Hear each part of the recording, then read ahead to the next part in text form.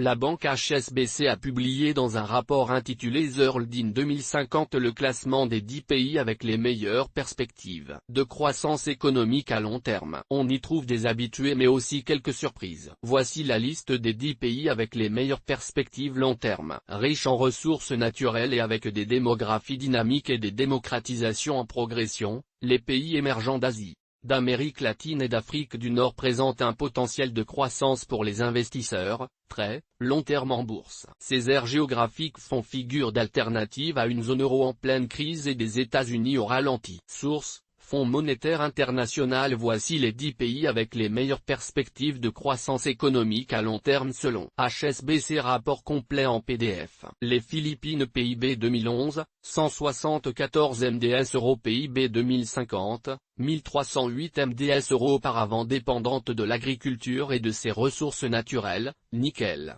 cuivre, minerais de fer, le secteur tertiaire a pris la relève. Le secteur des services bénéficie à plein du mouvement de délocalisation des entreprises occidentales, notamment les centres d'appel. Avec 350 000 Philippins travaillant dans des call centers, les Philippines ont dépassé l'Inde, 330 000 travailleurs en call center. Avec une croissance démographique annuelle de plus de 2%, la population philippine reste jeune. 54% des Philippins ont moins de 25 ans. La main-d'œuvre est relativement bien formée et anglophone. Centrée sur la consommation domestique, le marché philippin est peu exposé aux marchés financiers globaux. Le pays a pu ainsi échapper à la crise financière de 2008. Actuellement 43e, les Philippines devraient devenir la 16e économie mondiale d'ici à 2050, selon la banque HSBC. L'Ukraine. PIB 2011, 128 MDS euros. PIB 2050, 358 MDS euros. Ancienne République soviétique,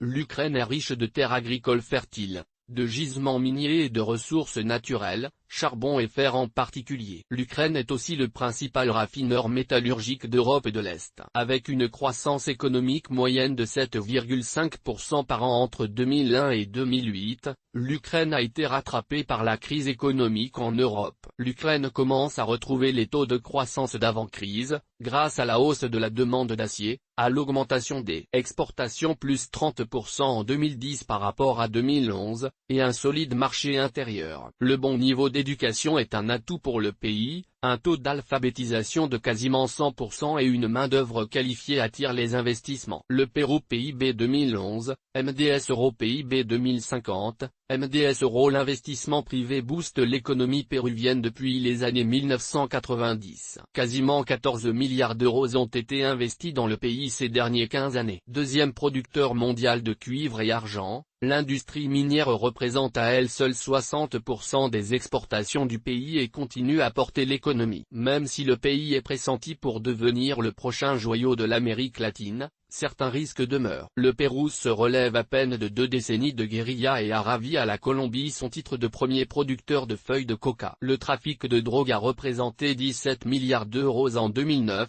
soit 17% du PIB. L'Inde. PIB 2011, 1843 MDS euros. PIB 2050, 6327 MDS euros. L'Inde devrait devenir la 3e économie mondiale d'ici 2050, remplaçant à cette place le Japon. L'économie indienne peut s'appuyer sur une démographie vigoureuse et une classe moyenne de 300 millions de personnes, soit presque la population entière des États-Unis. Les investisseurs ne s'y trompent pas. En 2011, ils ont investi 40 milliards d'euros dans l'économie indienne, 13% de plus que l'année précédente. Le Bangladesh. PIB 2010, 91 MDS euros. PIB 2050, 522 MDS euros. Avec plus de 30% de la population sous le seuil de pauvreté, le Bangladesh est un des pays les plus pauvres du monde. Le potentiel de croissance est d'autant plus élevé. La main-d'œuvre industrielle chinoise se renchérit, rendant la main-d'œuvre bon marché du Bangladesh d'autant plus intéressante pour les investisseurs. L'industrie manufacturière représente plus de 75% des exportations du pays. Les réserves de gaz sont un autre potentiel de croissance. Le pétrole. pétrolière américain Chevron a investi l'été dernier 387 millions d'euros dans le gisement de gaz Bibiyana. Malgré ses conflits avec Petrobangla, l'Australien Santos a investi 155 millions d'euros pour des forages de gaz dans le golfe du Bengale. La Malaisie PIB 2011, 216 MDS € PIB 2050, 900 MDS € croissance annuelle moyenne, 2011-2050. 6,5% troisième économie du sud-est asiatique. La Malaisie est en pleine expansion. Plus sophistiquée et diversifiée que par le passé, elle est aujourd'hui moins dépendante de la production minière et agricole. Après la crise asiatique de 1997, l'économie a récupéré plus vite que ses voisins. Kuala Lumpur est devenue la première place de la finance islamique et le pays est devenu le premier exportateur mondial de semi-conducteurs, de produits électroniques et de panneaux solaires. Le principal risque qui inquiète les investisseurs est la fuite des cerveaux dont souffre le pays. Les Malaisiens plus qualifiés quittent le pays pour Singapour et l'Australie, en quête de meilleures opportunités académiques et professionnelles. Le Vietnam PIB 2011, 96 MDS € PIB 2050, 350 MDS € croissance annuelle moyenne, 2011-2050.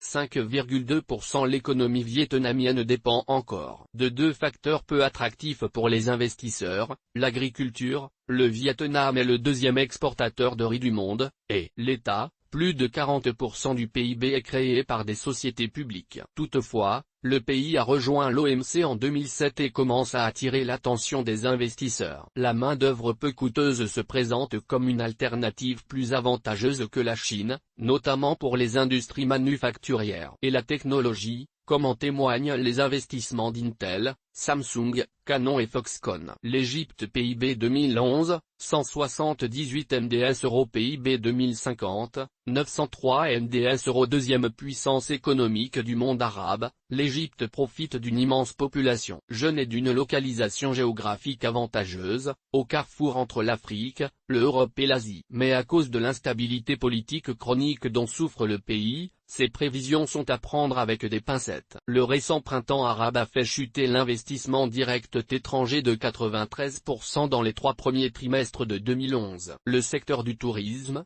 qui représente 11% du PIB et 10% de l'emploi, a aussi été sévèrement affecté. La Chine PIB 2011, 5671 MDS € PIB 2050, 19 634 MDS € Sans grande surprise, la Chine sera un des plus grands contributeurs à la croissance mondiale, et ce malgré le récent ralentissement. La Chine a reçu près de 90 milliards d'euros d'investissements directs étrangers rien qu'en 2011. Et inversement, la Chine a 257 milliards d'euros d'investissements dans plus de 1400 projets dans 132 pays. Avec la crise de la zone euro et le ralentissement des États-Unis, la Chine compte de plus en plus sur son marché intérieur. L'Algérie PIB 2011, 146 MDS € PIB 2050, 417 MDS € avec la troisième plus grande réserve pétrolière en Afrique, estimée à environ 12 milliards de barils, l'Algérie est l'un des pays les plus riches du continent africain. Les produits pétroliers, qui représentent 95% des exportations, source, FMI, ont permis la création d'un fonds pétrolier de stabilisation,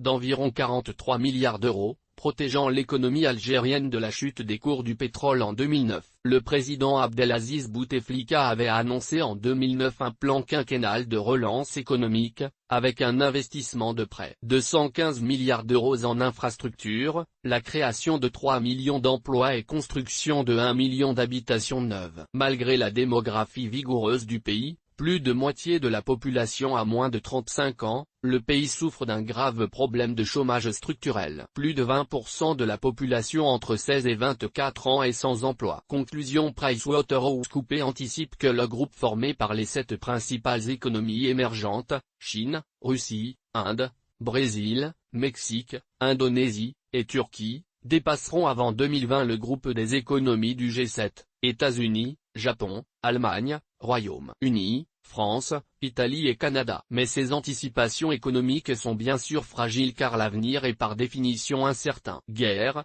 protectionnisme, catastrophes naturelles, gestion inadéquate des ressources naturelles, système éducatif fragile, ou encore instabilité politique, de nombreuses inconnues peuvent facilement compromettre les prévisions, surtout lorsqu'elles sont optimistes. Les pays émergents sont risqués, et le chemin sera long et semé d'embûches, mais à long terme, il fait peu de doute que ce sont les pays émergents qui tireront la croissance mondiale. Teresa Marquet. Les informations de Café de la Bourse, comme et de ses publications sont données à titre pédagogique. Elles ne constituent en aucun cas des recommandations d'investissement. Le lecteur se doit d'étudier les risques avant d'effectuer toute transaction. Il est seul responsable de ses décisions d'investissement.